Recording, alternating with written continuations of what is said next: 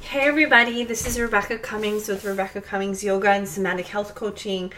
Really grateful to be here with you today and to discuss a topic that is near and dear to my heart. So the topic I'm bringing up today is it a spiritual awakening or is it trauma? And I just want to begin this video by saying that I'm not making this to invalidate anyone's experience. I'm not making this to invalidate anyone's genuine spiritual awakening. I'm also not here to be diminishing of, just anyone's experience at all. This is just coming from my own lived experience as well as my training.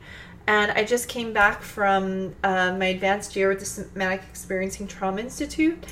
And so a lot of this work has been on my mind for many, many years.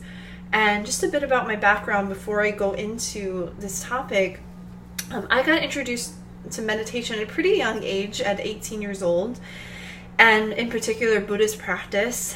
And it really did become a refuge for me. And, the Four Noble Truths of life being suffering and you can be free from it, and here's how, and the Eightfold Path, it deeply resonated with me. And I remember trying to drag my friends and my boyfriends at the time to come with me to these classes, and nobody was really interested in it, but for some reason it really took hold for me.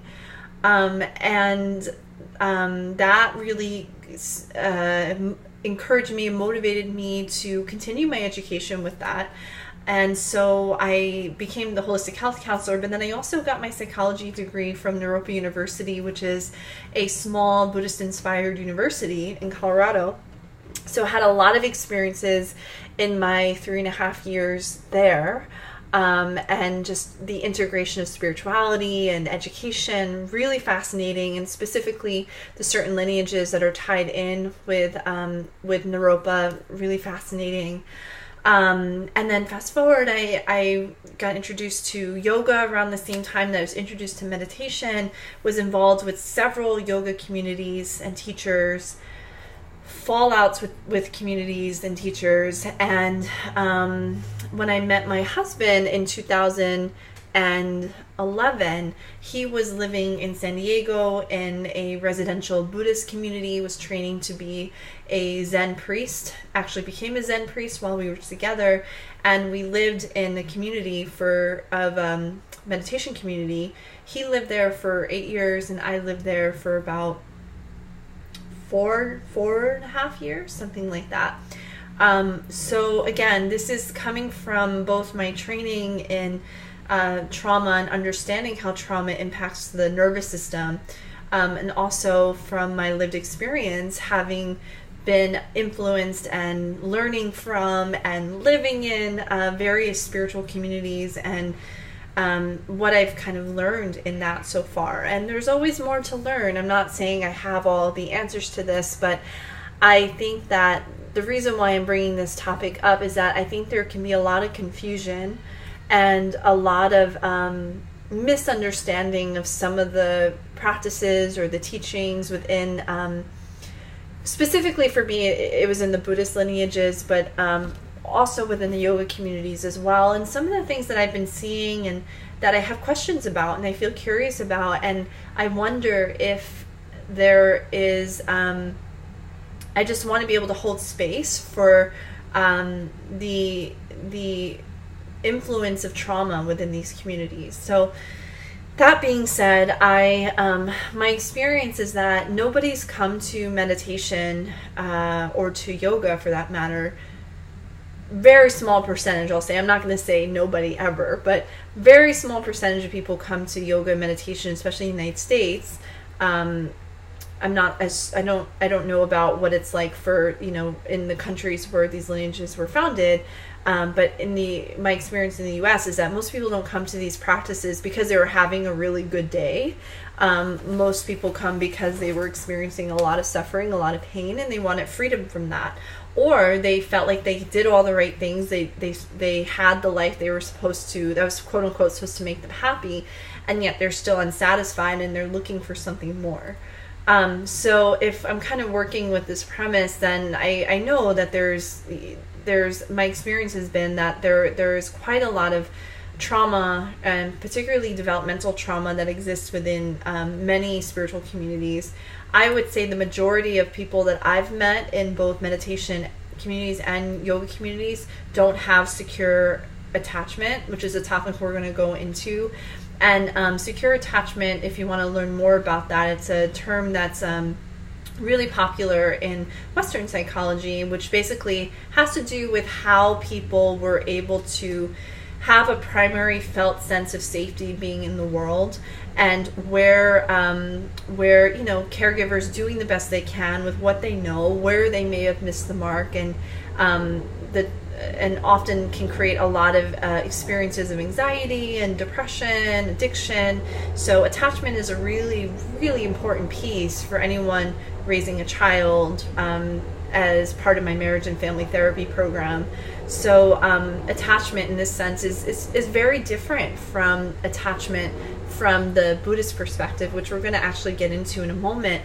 So what I've decided that how I wanted to do this video, and honestly I feel like I could go in a deep dive with each of these things I'm going to bring up, but what I want to do is just bring a general sense of things you may hear in meditation or spiritual communities that may seem like they're part of a spiritual awakening, but may actually be indicative of a deeper layer of trauma. And so I wrote a couple of notes, and some of the things that well, this is literally coming from just me journaling and considering this and this idea for a topic. But the first thing, and I want to frame it that although I am a yoga teacher and I practice, I do practice in that lineage, my primary meditation practice is in the Buddhist tradition. So I'm coming more from this lens. So the first one I wanted to talk about was everything is impermanent. So what's the point of paying attention to the body? Yeah. So when we hear things like, I know for me when I started in the meditation world, that when I heard things like life is suffering, I was like, yes, it is suffering. I'm suffering. And it felt like I finally had a place to where in a religion or a faith where that was understood, because I knew that, but I felt like I didn't know where to kind of put that. And so the other thing that's very common that we, in many Dharma talks, we talk about everything being impermanent, which it is, right? Like everything's constantly changing, one moment to the next, one breath to the next. You can't be young if you can't be old. You can't be old if you can't be young. So we're in this constant state of flux. But what happens, and what I've seen with the trauma piece, is what's the point of paying attention to the body? Which, when there's been early developmental trauma specifically, or any type of trauma, avoiding and leaving the body is a common symptom. And actually that can create more distress and more anxiety within the person's system, even though cognitively, yes, everything's changing, and I get that, but there's a ignoring of like the vehicle that we're in, and so also this can tie into relationship stuff. We touched about the attachment piece, and I'll just share from my own experience. I remember the week or two before my husband and I got married, I literally said, I'm like, what is the point of us getting married if both of us are going to die? And I had this question for myself for a very long time. And I thought I was just awake. I thought I was woke. I thought I was like, yeah, like what is the point? But after kind of diving more deeply into this with my own therapy and in my own explorations, is that was deeply tied to my experiences of abandonment and emotional abandonment, physical abandonment, traumas from old relationships. And I was carrying that into the spiritual practice, thinking that I was all woke. But really, I was just terrified of being abandoned. So this use of impermanence as a way to kind of maintain disorganized and anxious attachment styles is a common thing you'll see. The other thing that you'll hear is to keep the beginner's mind, which is really common more so in the Zen tradition, which, it kind of has this idea that I really don't know a whole lot. There's always more to learn, which there is always more to learn. However, what I have found in using the beginner's mind terminology is that it often fed into feelings of unworthiness, fear of coming out from hiding, fear of being seen. It created kind of this toxic sense of humility. I'm nothing anyway kind of mentality, which I find is also really common when you work with individuals integrating and recovering from trauma. It's like kind of like disregarding a lot of the things you've already learned or the things that you do know, and and there's sometimes there can be a teacher-student dynamic that comes out with this around feeling less than, feeling unworthy. And so I've heard one of my mentors, Livia Shapiro, she says that she likes to replace the beginner's mind with opening to curiosity. And I really like that. I think that's kind of the spirit of it. But oftentimes the beginner's mind can be used as a form of beating ourselves up, and also it can be sometimes used for spiritual abuse with teachers. Another thing that is common that I've heard is we are really nothing in the grand scheme of things. I'm just a grain of sand kind of wafting in the wind. And in some level, yes, that's a profound experience to have, but it can also be connected with certain forms of dissociation. And yes, like on some level, on the grand scheme of things, on the, in terms of like life's big timeline, it can be said, it's a valid argument to say that nothing we do matters. But what I've come to understand in my work with trauma and also in psychology is that yes, and everything we do does matter. So being able to have both, and oftentimes when there's been traumatic experiences, it becomes almost like a, what's the point of anything anyway? And so that, I think, even though it can seem like, oh, I'm having this profound spiritual awakening, it can also be tied into an unhealthy connection to, I'm getting into kind of challenging territory here, because ideas of ego and self are very different in psychology than they are for, in Buddhist practice.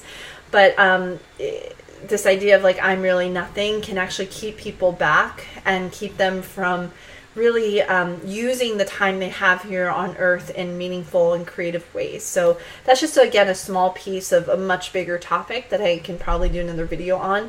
But I just want to mention some of the things I hear that, to consider.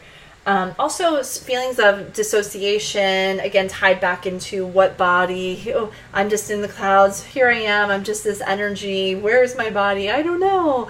And that is commonly connected with trauma. And I've had a meditation teacher really support me and help me with this. One that actually understood how trauma works in the body, where really working with feeling ourselves, feeling grounded, work where we can kind of like reach and say, this is my arm, this is my hand, really feeling into the boundaries of ourselves, because when there's been boundary ruptures or belittling or too much for too long, early developmental experiences, that can create a high level of dissociation and disconnect from the body, which is similar to what we were talking about earlier. And also, I just want to say in a more kind of obvious example, and is that we see in extreme examples that religious cults are often created from individuals who are seeking repair from early developmental traumatic experiences, and then trying to heal that within the spiritual or the religious community.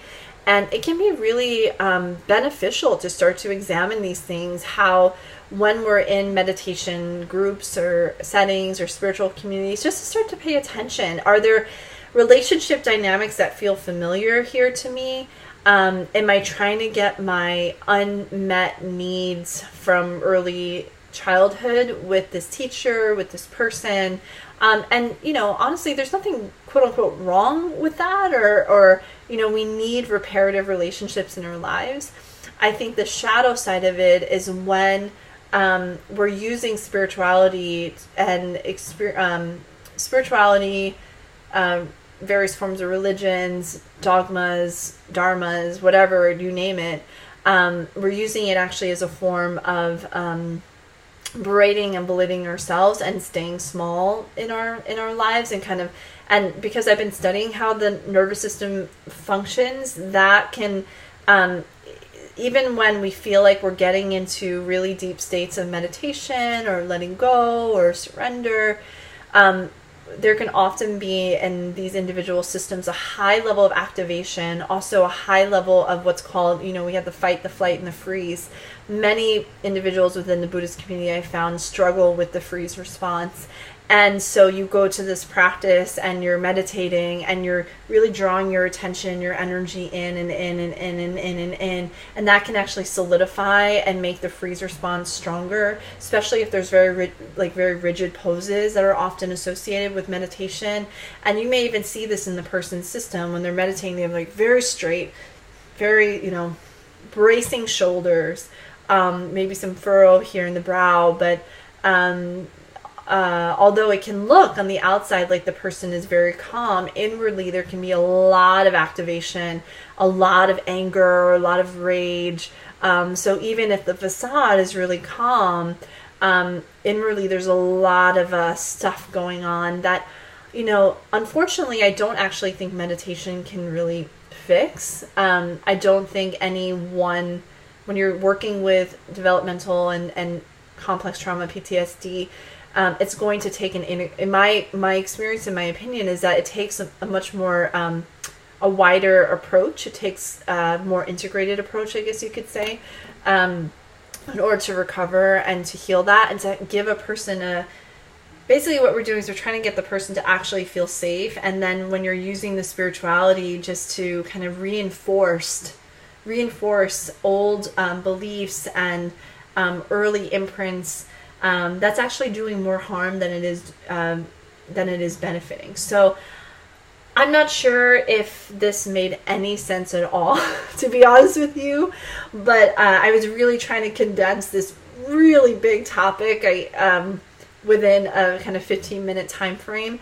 But I would love to hear from you, or if you have any experiences or possibly looking for more support. That's something that, because of my experience in living and practicing in several meditation communities, I'm really interested in supporting those who are trying to understand and recover from early trauma, and those who are struggling with codependency issues, all kinds of stuff that can show up here, to support them more in their process, because I have had several experiences, and I've also just been learning a lot, and would love to be able to share more with you. So I hope you found this video helpful. Feel free to comment, like, share, whatever it is that you want to do. And until next time, thank you and namaste.